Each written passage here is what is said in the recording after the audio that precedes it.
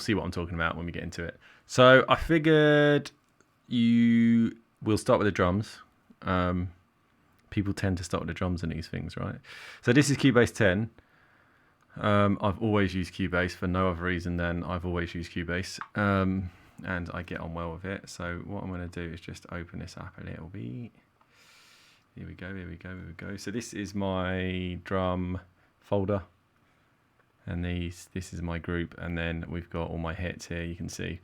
So I'll take kind of a section. And then I'll kind of just talk you through each channel, what I'm running, what effects I'm running, what processing I'm doing. I like to keep things really organic, so I don't over process a lot at all. For me, it's all about sample selection and just making, I like character a lot. I don't make my own drums. I do come from that kind of hip hop style of just, that particular style of just sampling and using other stuff out there to make something new. I'm a big fan of that. So up here I have 2 kick drums. You can see I've probably got 3 if you include breaks, but I've got 2 main kick drums which are both samples. One is the W, that one is going to have the weight. So what I will do, let's have a little look at the insert. So from memory, this wasn't a great kick actually. So, I'm already not listening to my own advice.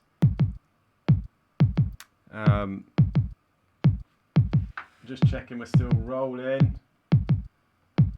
Yeah, so from memory, this kick, I've had to really boost it. If you turn off the EQ,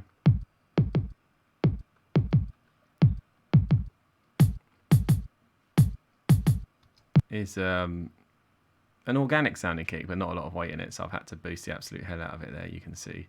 I've also got a transient shaper on it, so a little bit of attack just to make it pop a little bit more. And then I've got another kick drum here, which has just got a really basic, the built-in EQ, literally rolling off the bottom end and just boosting up top a little bit. You will see the send here. These sends are sending to my shakers and some strings. That's doing a sidechain. We'll get to that later. So, but together you get one decent kick, right? Well, what I think is all right. So they are my 2 kick drums. Again, they're all being sent to this drum bus up here, which I'll show you what's on that after. We've got a sample loop break. Just fill in some of those gaps. Nice bit of hat on that. It's going to have an EQ again. Just rolling off the bottom. I've got 3 snare drums.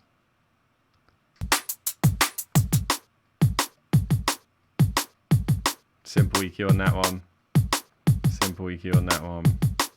See what I mean? No processing. Well, when it doesn't need it, I don't think it needs it. And for this tune, it didn't feel like it needed it. I've got a little hi-hat roll here. Little shuffle. Little percussion. Second percussion. Another shaker. This compressor here is actually a sidechain, so you can see my kick drum is just pushing the sidechain down to give the shaker down to give the shaker a bit of rhythm. I've got a think break here,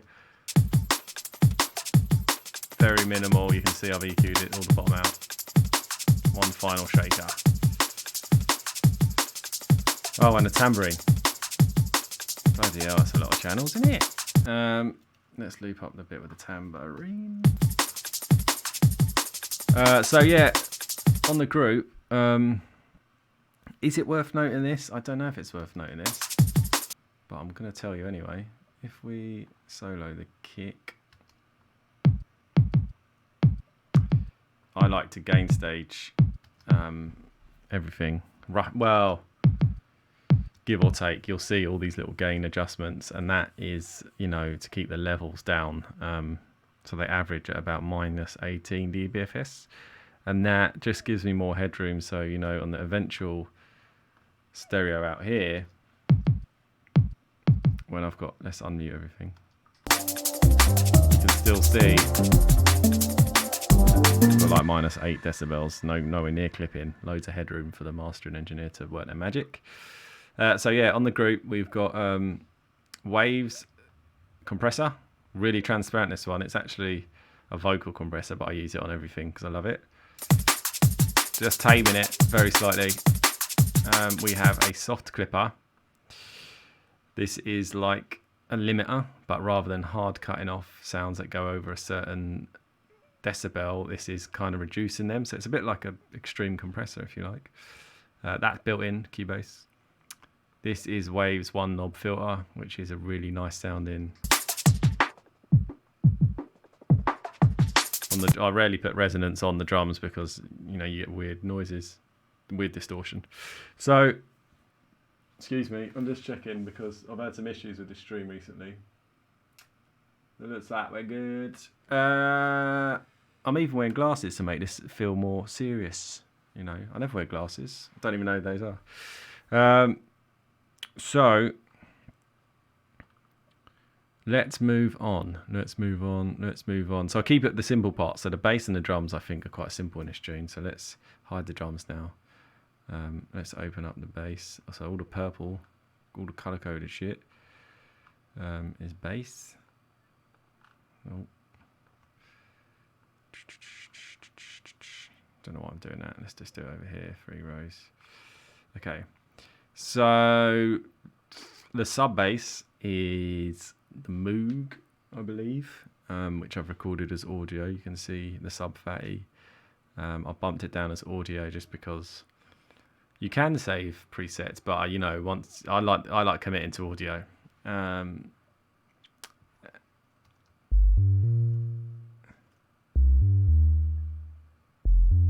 So quite a simple pattern. It's got a little compression on it. You can see it there. You can also see the channel I've converted to mono. In Cubase you've got balance panner and combine panner. Balance is stereo, and if you do that little arrow you can combine. And if you zero in the left and the right, pull everything into the middle. I think sub basses should be, because club sound systems and stuff are still mono, aren't they? So, and radio. So you kind of want weight, everything in the middle, and the weight, like kick drums and basses, I think should probably still be mono. Lots of people disagree with that, but so there's a little EQ on the sub. I'm only getting rid of some of the top noise here because I've got the other bass sound that does that for me. Little dip where the kick drum is, where I think the kick is. Little boost.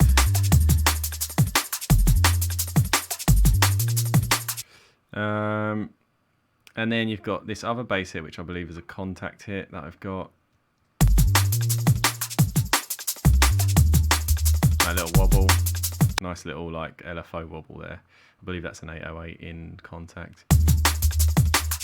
And then I've got another little riff underneath that, which is bloody hell, what's it called? Rickenbacker bass by Scarby. It's a contact library. Bass guitar, really good. Let's have a little look.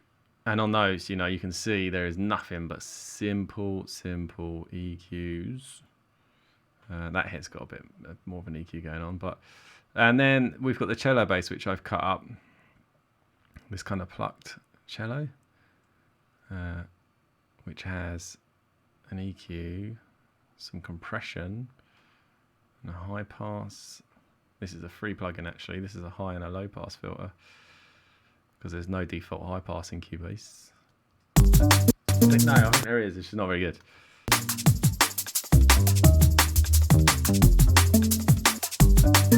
Going back to the drums though, there's a little percussion sound I've got to tell you about here.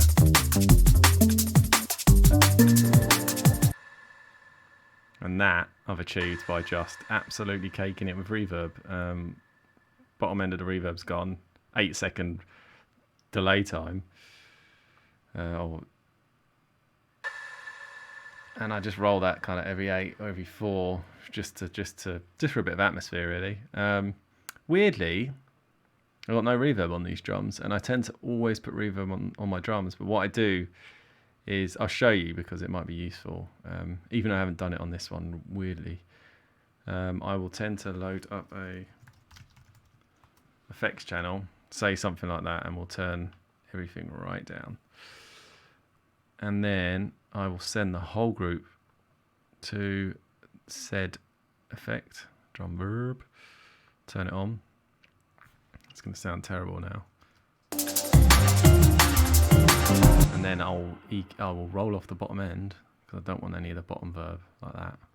And then I will just start to mix it back in.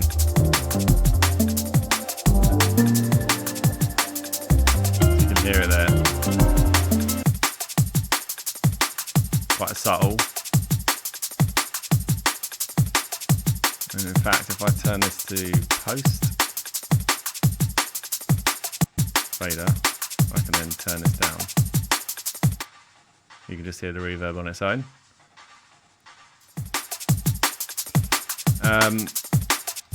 I don't know why I didn't do that on this track. To be honest, I probably should have done, and it would have sounded better.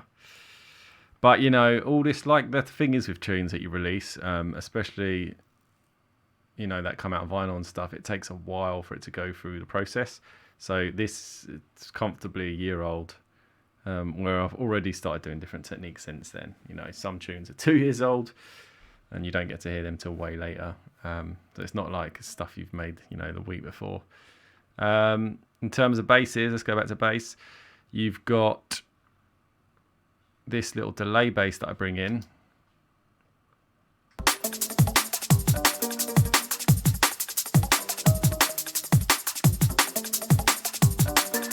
And that's just to move things on. I think that's the chorus part where Vonné singing Gravity's Pulling Me Under. Just to step it up.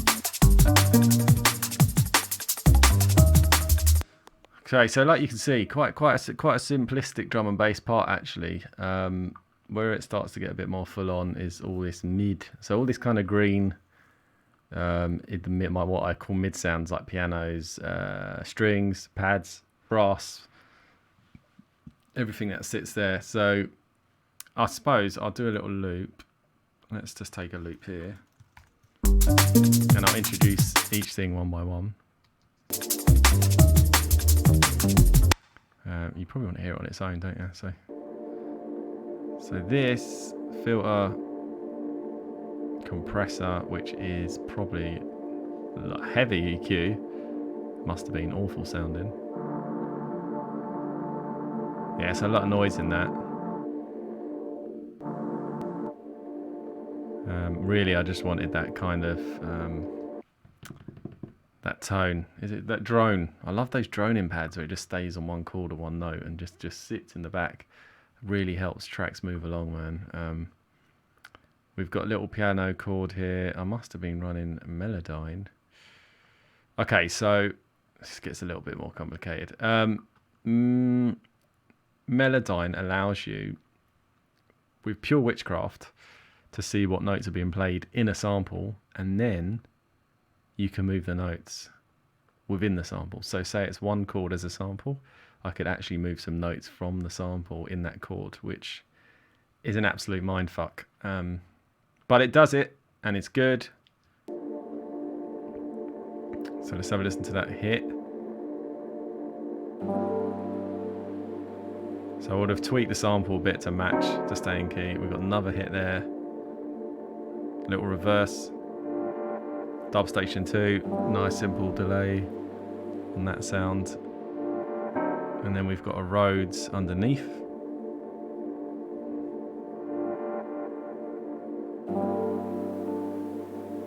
So that really is just layering. So that Rhodes, really quite subtle, right? But when it's combined with that other chord,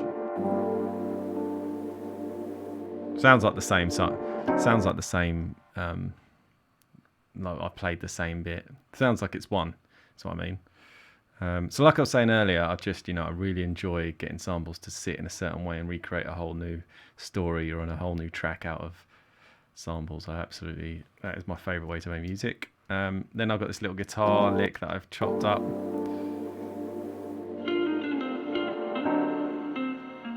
And on that, if I turn off the effects actually,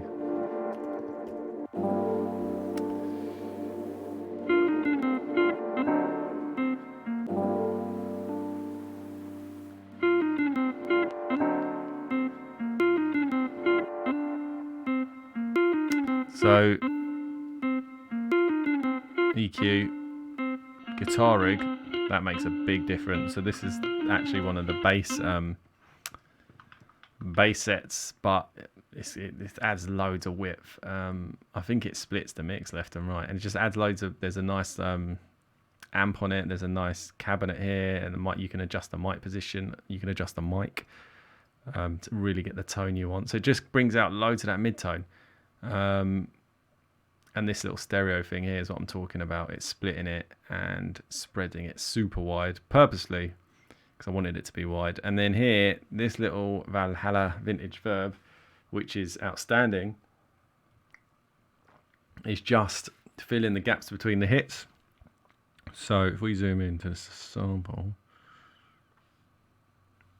you'll see sometimes, you know, you want that gap, but it's not going to work like that. But you want to fill this gap from here to here. You don't want it to cut out. So sometimes people will stretch the sample. For example, let's turn off snap. People will stretch a sample to try and fill a gap like that. So it will end up sounding like this. But to me, that sounds a bit fake. So just a little reverb will help it roll into the next hit. So I'm using reverb there for that reason, really. Okay, so that's kind of this bit up to the pads. Above that, we've got this ARP. No, this is actually a harp that I played in BBC Symphonic Orchestra, which is this tool, which again, really good for strings. Well, it's a whole orchestra, effectively, the BBC orchestra. And anyone that knows Spitfire knows they make outstanding stuff. So here you've got, let me just solo that. I've got a delay on it. Simple pattern I played.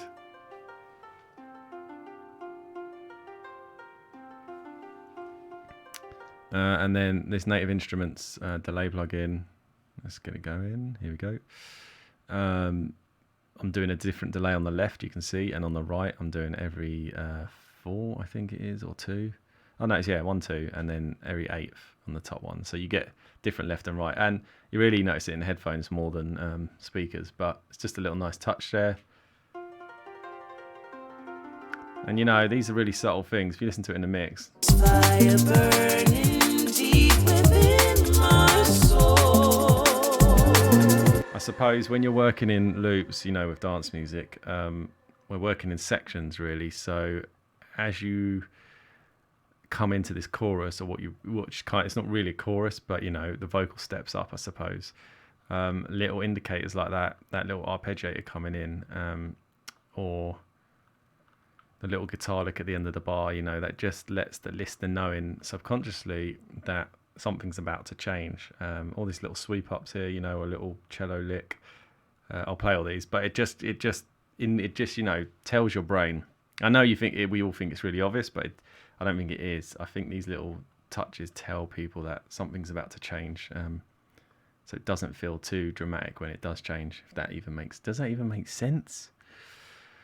Okay, so further up, we've got this pad, which I believe is the same as... No, it's not the same as that one. This is EQ and a filter. Again, that's that drone factor. I believe I'm just going to pull it back to the verse or the start of the track because I'm sure it's the same. Okay, no, so it's just filtered down there. So this high string is BBC, I'm almost certain. There's a side chain on it, so I'm sure the drums are making it pump a little bit there. We've got some vintage reverb on it again.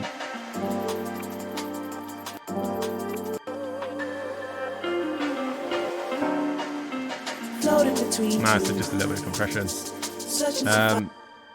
I'll bring you back to these other sounds in a hit because I just want to go through all of the mid sounds. So you've got that high string. Again, you know, like I was saying about the single note drone, absolutely love that. Then you've got the pad behind it. You've got a reversed string here.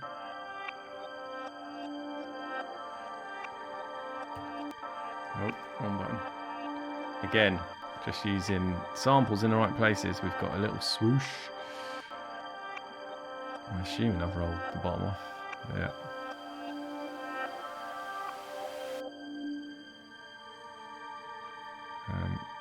Okay, so that's it for that bit. So if I play a little bit of that with the vocal. Again, like I was saying about the indicator, so you've got the swoosh up, and you've got the pad filtering down just before the vocal hits. This little thing filters up, indicates something's changing. We've got a little piano filter. Floating between two minds, searching to find the answer. Forgot about this little break. So just super heavy reverb.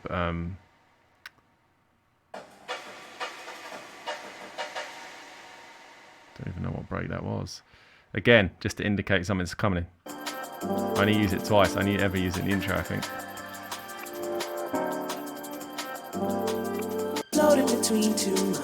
So I'm going to jump over to the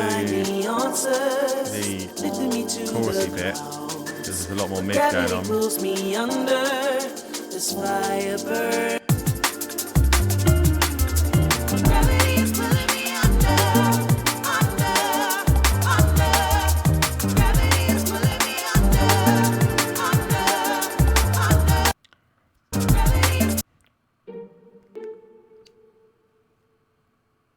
Again, that's going to be BBC. I bump it down because it takes, it takes a gig of RAM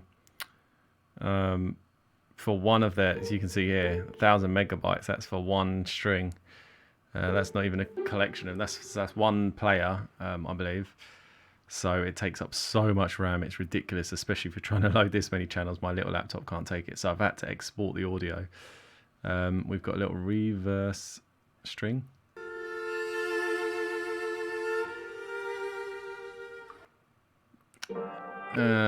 High string, as you know.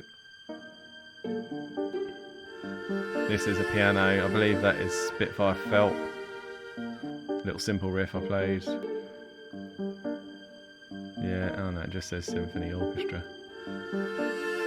It might have been even one of the pianos in the symphonic orchestra actually, but I'm sure they don't have a piano. But yeah, so you can see here, I'll do the MIDI and then just bump it. I've got a cello group here which is playing this low and this high. Let's turn that off. So these are really subtle because you can barely hear them now. So in the mix, they're just adding some layers. We've got this, which I don't think I had in originally. I think Tony suggested to put in some more string parts when the chorus stepped up. So I ended up playing that pizzicato. And then we got brass.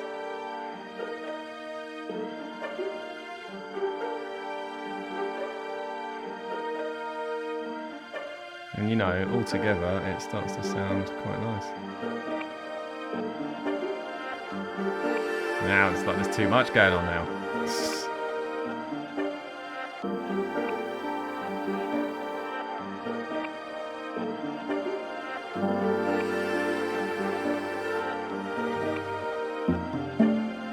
Obviously everything's following that bass pattern really.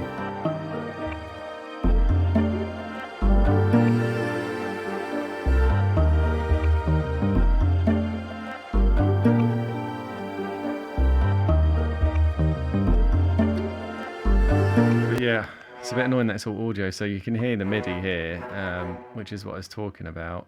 So you can hear the MIDI of how good this thing sounds. Let's just play it.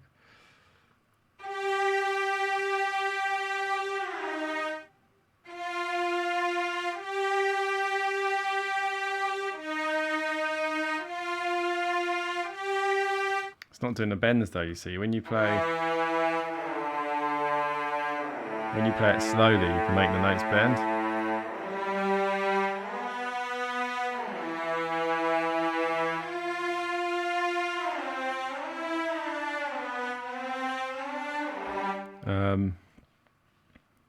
Which is absolutely lovely.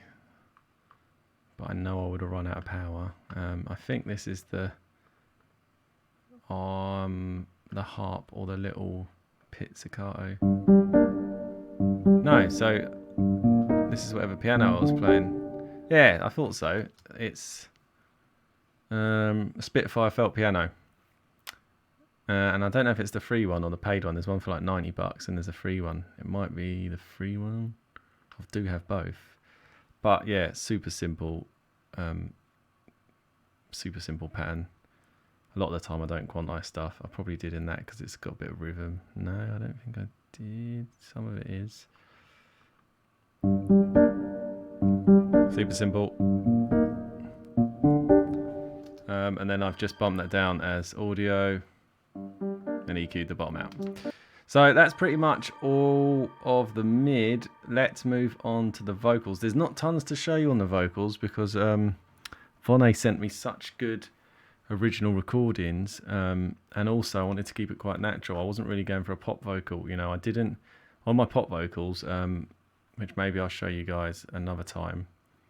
I say pop vocals, my more processed vocals, like Magic, for example. I've gone for a certain sound, and I have parallel compressed a lot of the vocals. So I've compressed the crap out of a duplicate copy, and then I'm just checking this all still working. Yeah, I've compressed the crap out of a duplicate copy. It looks like I'm loading some software here. Close. Sorry about that. Yeah, so I'll duplicate the vocal. I'll compress the absolute pants out of it. Bit of distortion, add a bit more top end, a bit of verb, and I'll mix it into the original take. So it gives that. Rather than having to over compress the original take, we can use some of the parallel version to make up some of those gaps where the vocal dips. I can't really show you in this instance, which is annoying, but anyway, the vocal was really good, so you'll see how minimal the effects are.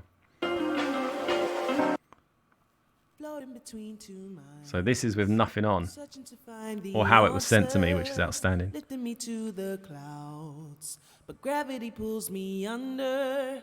This fire burning deep within my soul. So all I've done is a really simple EQ. Literally, the EQ was so good on it. Floating between two minds. Bit of compression. Searching to find the answers. Lifting me to the clouds, but gravity pulls me under. And then Valhalla. This fire burning deep within my soul.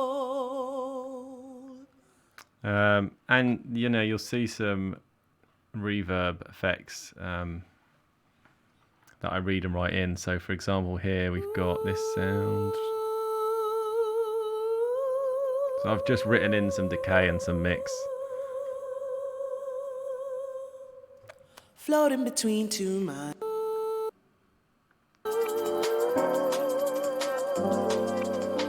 Just sends the vocal back before it comes in. Floating between two minds. And then we've got these adds, Searching to find the these harmonies here, lifting me to the clouds. which I actually sent them both to a group. And then on that group again, I think I've got the same settings. Yeah, compressor, quite heavy compression on that one actually. But gravity pulls me under. No, not so heavy. This It's a lie. fire burning deep within my soul. Let's turn on all of these. Got a few ad libs. I think I've just added loads of delay on them. Under. Gravity is pulling me under. Gravity is pulling me under. So this little, I've called it choir left and right because it's kind of 3 layers. So I've got a choir group here. And on this group I have delay. I purposely wanted to send the phrase gravity pulls me under backwards as it progressed because I thought it was just a really geeky thing to do because, the gravity's pulling her under. So the vocal gets quieter and quieter, you'll notice when you listen to the track. It's got dub station automating in as well.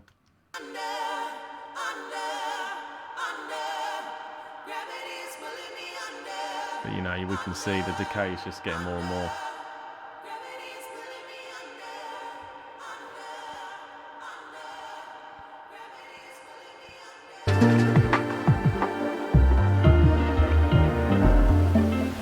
Tearing down the walls that I built so high.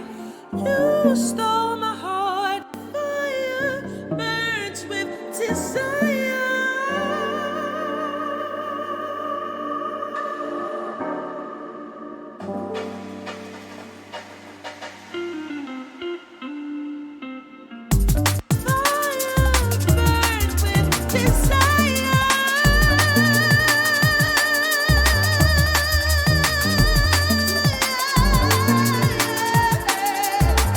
That's just automating the delay.